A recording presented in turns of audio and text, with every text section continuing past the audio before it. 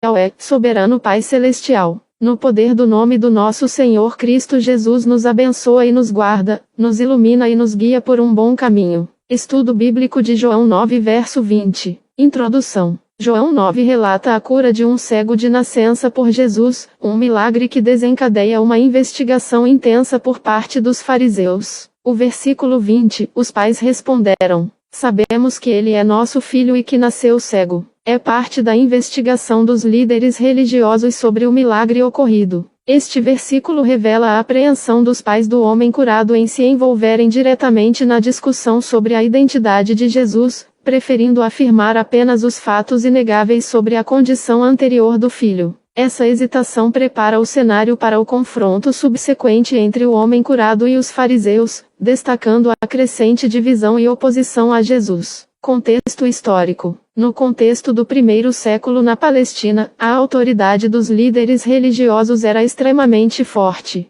A sinagoga não era apenas um local de culto, mas também o centro da vida social e comunitária. Ser expulso da sinagoga, João 9 verso 22, significava isolamento social, econômico e religioso, tornando-se um fardo pesado para qualquer judeu. O medo dos pais do homem curado é, portanto, compreensível. Eles reconhecem a realidade da cegueira congênita do filho e a sua cura, mas evitam afirmar qualquer coisa sobre Jesus que possa levá-los a serem expulsos da sinagoga. A menção do sábado, João 9 verso 14, como o dia em que Jesus realizou a cura também é relevante. Para os fariseus, curar no sábado era uma violação da lei, aumentando sua hostilidade em relação a Jesus. Interpretação. Do ponto de vista teológico protestante, João 9 verso 20 revela a fragilidade humana diante da pressão social e da autoridade. Os pais do homem curado testemunharam um milagre, mas priorizaram a segurança e o status social em vez de afirmarem a verdade sobre Jesus. Isso nos lembra que, como crentes, somos frequentemente chamados a tomar posições que podem ser impopulares ou até mesmo arriscadas. Este versículo não os condena diretamente, mas aponta para a necessidade de coragem e fidelidade a Cristo, mesmo quando enfrentamos oposição.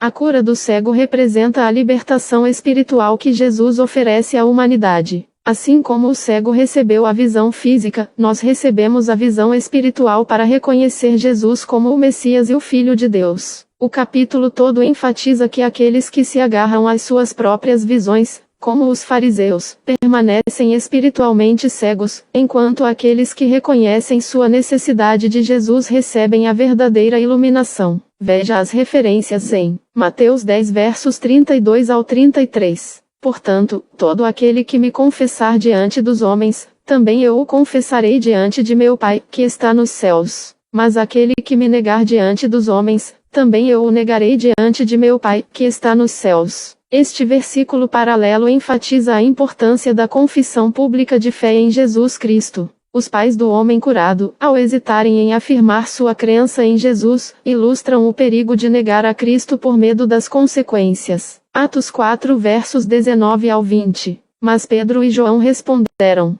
julguem os senhores mesmo se é justo aos olhos de Deus obedecer aos senhores em vez de obedecer a Deus. Pois não podemos deixar de falar sobre tudo o que vimos e ouvimos. Este trecho das Escrituras do livro de Atos destaca a importância de obedecer a Deus e falar a verdade sobre Jesus Cristo, mesmo quando as autoridades seculares proíbem. O exemplo de Pedro e João contrasta fortemente com a postura dos pais do cego, demonstrando a necessidade de priorizar a obediência a Deus acima do medo das consequências humanas.